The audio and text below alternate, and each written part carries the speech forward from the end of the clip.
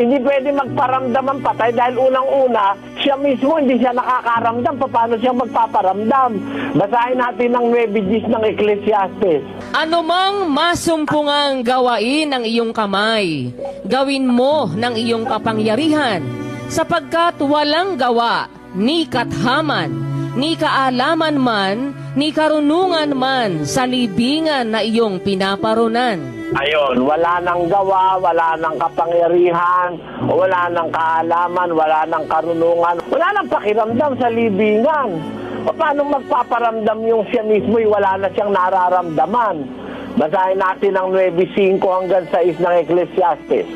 Sapagkat nalalaman ng mga buhay na sila'y mga mamatay, ngunit hindi nalalaman ng patay ang anumang bagay, ni mayroon pa man silang kagantihan.